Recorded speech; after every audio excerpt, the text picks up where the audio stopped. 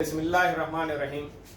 Students, आज हमने next bio की ब्रांचेस को स्टडी करना है।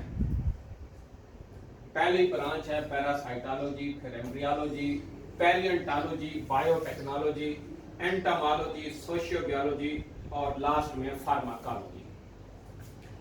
इन ब्रांचेस को हम वन बाय वन स्टडी करते हैं। तो पहले नंबर पर है पैरासाइटोलॉजी।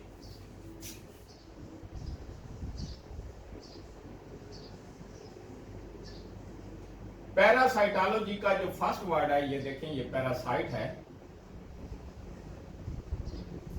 पैरासाइट कहते हैं ऐसा जानदार जो दूसरे जानदारों से खुराक भी हासिल करे, रहने की जगह भी हासिल करे उनसे, और बदले में उनको नुकसान पहुंचाए, तो उसको कहा जाता है parasite. The organisms that get food and shelter from the host and in return harm them is called parasite। तो मिसाल के तौर पर लाइसेंस जुएं जैसे पाई जाती हैं बालों में, तो वो इंसान से रहने की जगह भी हासिल करती हैं, वहां से खुराक भी चूसती हैं, खून चूसती हैं, ब्लड की शक्ल में खुराक लेती हैं।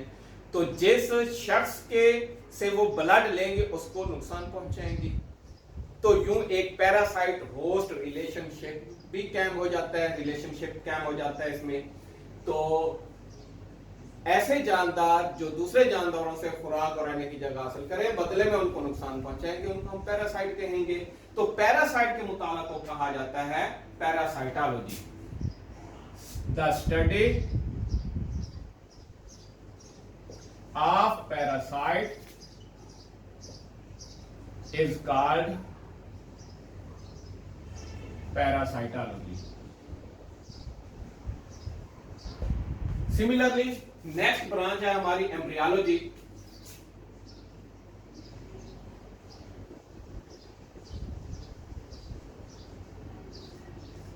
एम्ब्रियोलॉजी, ये इसके स्टार्ट में एम्ब्रियो लिखा हुआ है जी।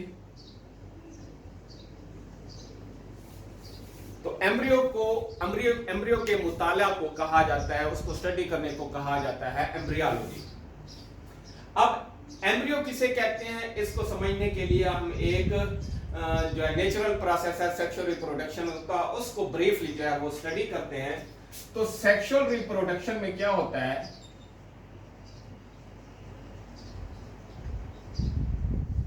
सेक्सुअल रिप्रोडक्शन में दो इंडिविजुअल्स टेक पार्ट करते हैं, एक मेल और दूसरा फीमेल। मेल ऑर्गेनिज्म से स्पर्म प्रोड्यूस होते हैं, फीमेल से एग प्रोड्यूस होता है। ये स्पर्म और एग ये आपस में मिलते हैं, कंबाइन होते हैं, कंबाइन होकर ये बना देते हैं जाइगोट। जब जाइगोट की डेवलपमेंट होती है तो इससे बनता है एम्ब्रियो। एम्ब्रियो को जब मजीद डेवलपमेंट होती है तो इससे बन जाता है न्यू इंडिविजुअल।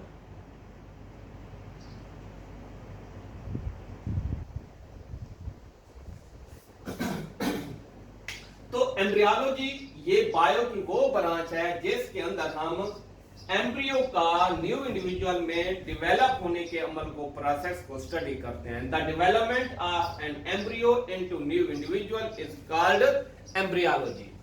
तो नेक्स्ट ब्रांच जो हम स्टडी करते हैं जी, वो है जी पैलियोंटोलॉजी।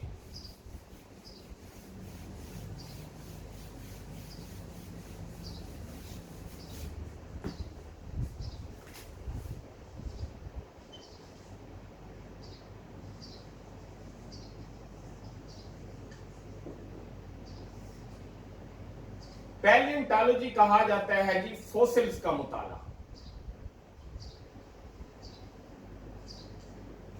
पैलियोंटोलॉजी एक ऐसी ब्रांच है जिसके अंदर हम फॉसिल्स का मुताला करते हैं।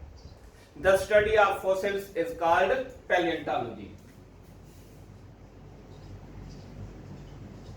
The study of fossils is called पैलियोंटोलॉजी।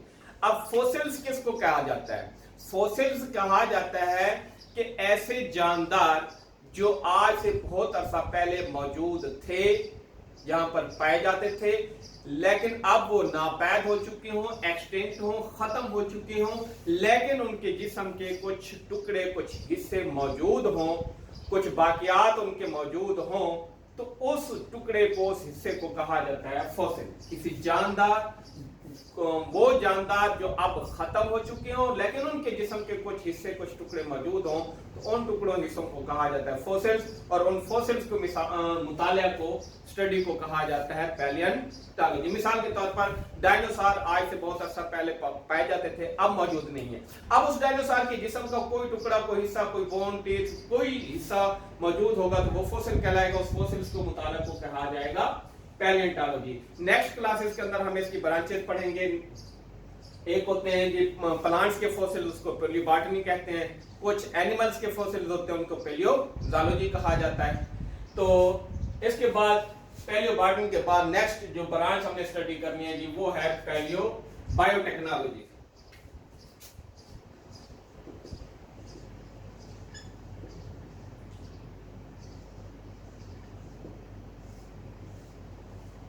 Biotechnology, bio means living things, technology means के साइंटिफिक लॉज को यूज करके कोई ऐसी चीज बनाना जो इंसान के बेहतरी के लिए, फायदे के लिए इस्तेमाल हो, तो उसको हम कहते हैं biotechnology. The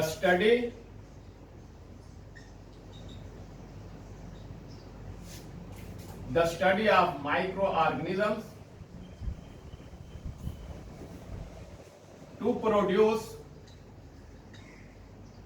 substances which are used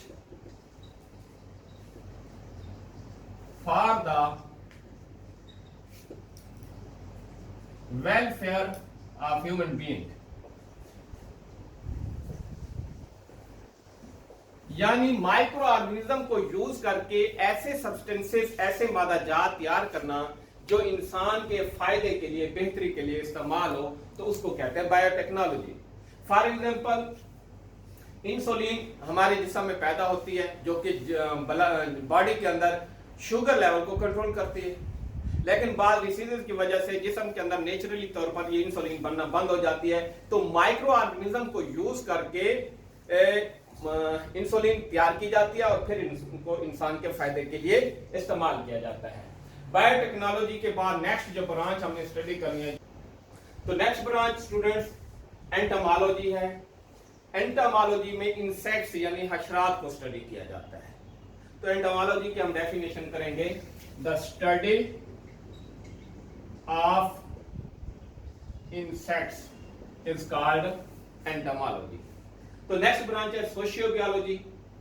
सोशियोबायोलॉजी में the study of social behavior of organisms which make society is called sociobiology। यानी वो जानदार जो मिलकर एक सोसाइटी बनाए और उस सोसाइटी के अंदर जानदारों का आपस में जो बिहेवियर, जो इंटरेक्शन, जो लिंक, जो एक दूसरे के साथ बर्ताव होता है, उसको स्टडी करना, ये कहलाता है सोशियोबायोलॉजी। तो नेक्स्ट ब्रांच है जी फार्माकोलॉजी। फार्माकोलॉजी में ड्रग्स को स्टडी किया जाता है, मुख्तलिफ अद्वियात, ड्रग्स, उनको स्टडी किया जाता है, और इन ड्रग्स का जो किसी लिविंग ऑर्गेनिज्म के जो बॉडी सिस्टम्स होते हैं उन पर क्या इफेक्ट होता है उसको स्टडी किया जाता है। तो हम इसकी डेफिनेशन करेंगे, the study of drugs and it's effects on systems